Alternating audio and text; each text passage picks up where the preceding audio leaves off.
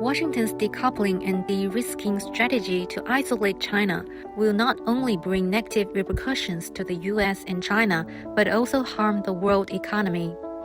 Aswar Prasad, a senior professor of trade policy at Cornell University, told Xinhua that now is a very fragile time for the world economy, which is faced with a lot of uncertainties, and geopolitical conflicts will be detrimental to global growth.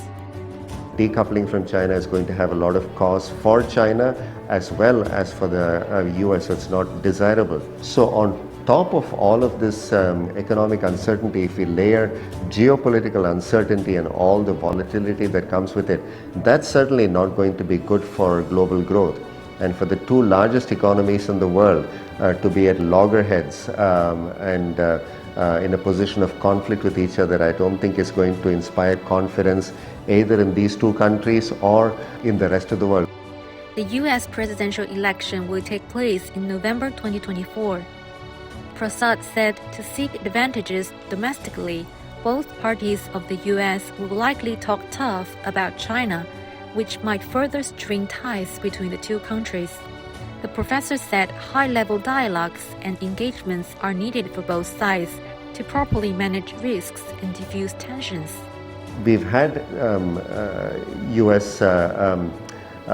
Secretary of State Anthony Blinken here in Beijing very recently, and I think it's very good that we have these high-level dialogues among key policymakers, but also technical level discussions among Chinese and US officials. So at a minimum, we don't have any further escalation of hostilities or tensions between the two countries.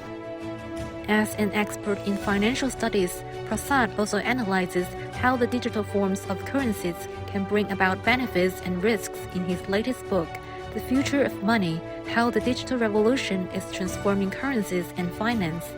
The new technologies, I think, are going to make it much easier to conduct international payments relatively frictionlessly, and that's going to be very good for international trade, international financial flows, and even for economic migrants sending remittances back to their home countries.